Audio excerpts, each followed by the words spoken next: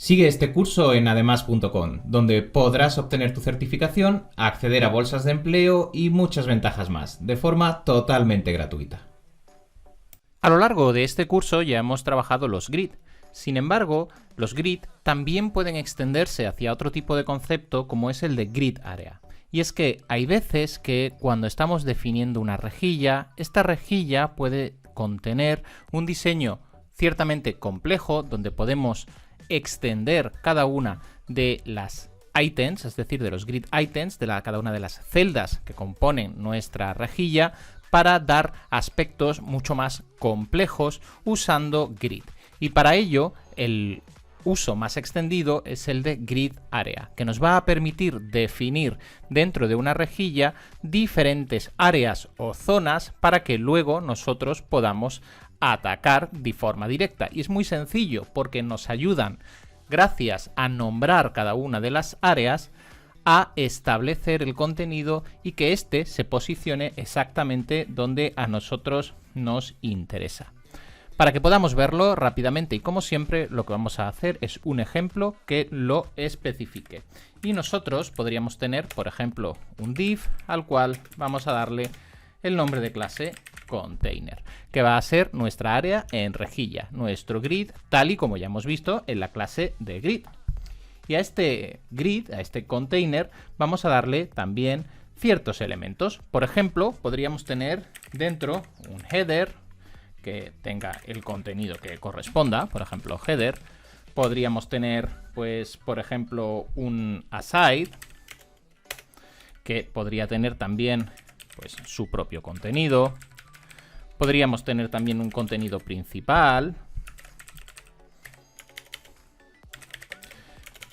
Podríamos tener también, pues, por ejemplo, otra barra, otro aside junto al contenido principal.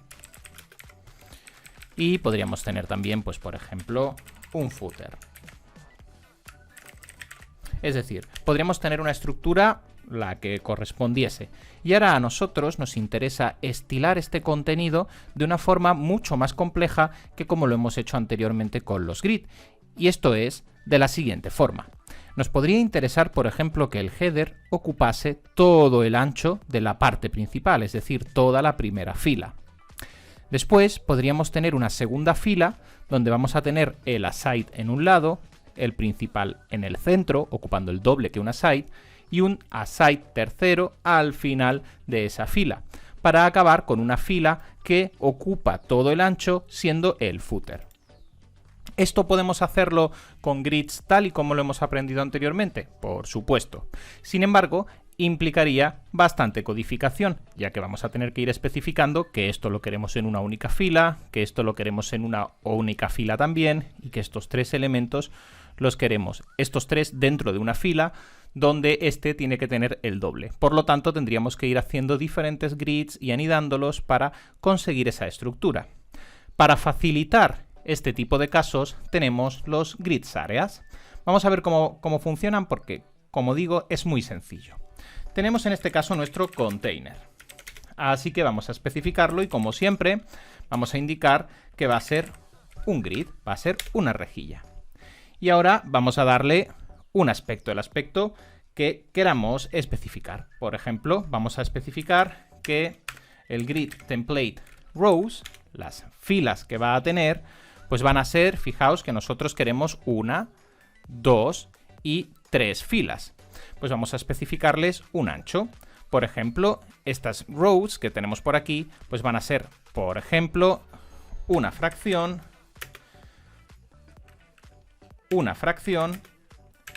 y una fracción. Cada una de las filas ocupa su total. Muy bien. Y ahora vamos a tener las grid template columns. Cada una de las columnas que vamos a estar definiendo, donde tenemos una fracción, dos fracciones y una fracción. Es decir, tres columnas donde la columna del centro es el doble que el espacio que tenemos a la izquierda y hacia la derecha. Perfecto.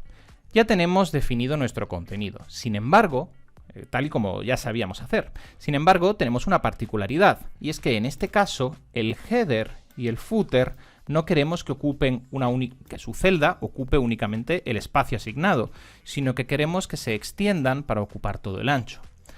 Cuando tenemos una situación de disposición más compleja, como es este caso, podemos utilizar las áreas. Y esto es muy sencillo, vais a verlo. Vamos a codificarlo para que podáis verlo. Esto lo vamos a hacer con Grid Template Areas. Y ahora, en Grid Template Areas, lo que vamos a hacer es lo siguiente. Vamos a ir definiendo cada una de las filas. Y cada una de las filas lo vamos a definir entre dobles comillas. Y a estas filas que van a estar ocupando, vamos a darles un nombre. Por ejemplo, la primera fila. La primera fila pues va a estar ocupada. La primera celda, recordad que tenemos 3 porque es 3 filas y 3 columnas, pues la primera va a estar ocupada por un elemento al cual lo vamos a llamar header. Luego ya veremos cómo le decimos a qué elemento qué es cada cosa. Es decir, luego veremos cómo le decimos a una etiqueta que ella es el header, porque no tiene por qué coincidir con la etiqueta que estamos utilizando.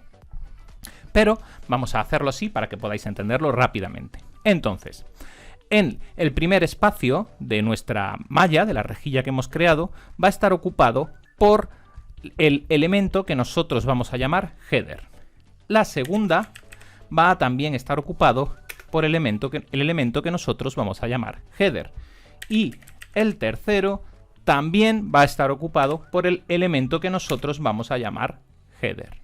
Fijaos cómo hemos definido la fila. Esta fila tiene 3 columnas y todo va a estar ocupado, todo ese espacio, por el elemento que vamos a llamar header. Vamos a definir ahora la segunda de nuestras columnas. Y la segunda de nuestras columnas, pues primero, esta primera columna va a estar ocupada por el elemento que vamos a llamar sidebar. La segunda columna, la que ocupa el doble, va a estar ocupada por la fila, por el contenido que nosotros vamos a llamar content. Podríamos llamarlo como queramos. Pensad en esto como si fuese un nombre de variable. Y la tercera de las columnas, pues va a estar ocupada por el elemento que nosotros vamos a llamar, por ejemplo, pues sidebar 2, sidebar 2. Perfecto, ya hemos definido la segunda fila. Y ahora vamos a definir la tercera. Y la tercera va a contener el footer y el footer, porque vamos a querer que el footer se extienda a lo largo de toda esa fila. Fijaos qué sencillo podemos estilar y marcar el layout que vamos a estar aplicando a base de las áreas. Definimos nuestra rejilla y luego vamos a ir ubicando en esas rejillas qué contenido tiene que mostrarse en cada sitio. En la primera fila, las 3 columnas ocupadas por el elemento que vamos a llamar header. La última fila va a estar ocupada únicamente, aunque sean 3 columnas, todo va a estar ocupado por el elemento que vamos a llamar footer. Y en medio vamos a tener el sidebar, el elemento que vamos a llamar content y el elemento que vamos a llamar sidebar 2. De tal forma que ya hemos especificado nuestra malla y hemos especificado además qué elementos van en cada sitio. Ahora lo único que nos falta es nombrar a los elementos para que nuestro CSS sepa pues que este es el header, que este es el sidebar, que este es el content, que este es el sidebar 2 y que este es el footer. Y esto vamos a hacerlo dándole nombres de clase para poder marcarles el CSS en nuestro contenido. Vamos a hacerlo y fijaos, el header, por ejemplo, no necesita nombre de clase porque es un elemento único, así que podría seleccionarlo directamente así. Y lo que voy a decirle es que a esta etiqueta, la etiqueta header, su grid area va a ser header. Y ya mi sistema de rejilla sabe que cuando yo estoy definiendo esta disposición, cuando digo header me estoy refiriendo a este elemento de aquí, que es la etiqueta header, es decir, este elemento de aquí. Vamos a hacer el footer, que también es sencillo. El footer, su grid area, pues va a ser footer. Recordad que aquí nos están coincidiendo los nombres, pero no tendrían por qué. Yo a esto podría haberlo llamado cabecera y a esto podría haberlo llamado pie, por ejemplo. Muy bien, y ahora ya solo nos queda el aside, el main y este segundo aside. Voy a darle nombre de clase a los aside para diferenciarlos. A este le voy a dar el nombre, por ejemplo, sidebar. Y a este voy a darle, por ejemplo, el nombre sidebar2, que coincide con el nombre que le voy a dar aquí, pero no tendría por qué. Aquí podría llamarlo como yo quisiese. Esto simplemente es para poder utilizar el selector aquí en CSS. Ahora ya podría continuar. Pues vamos a hacerlo. Si continuamos, tenemos aquí el sidebar, así que la clase sidebar, voy a darle el grid area, voy a asignarle el grid area de sidebar. Y ahora ya este elemento de aquí se va a posicionar aquí. El siguiente es el content, y el content lo tenemos aquí con la etiqueta main, y su grid area va a ser content. Muy bien, ya he posicionado esta etiqueta de aquí en esta posición de aquí. Y ahora me queda la última, que es el sidebar2,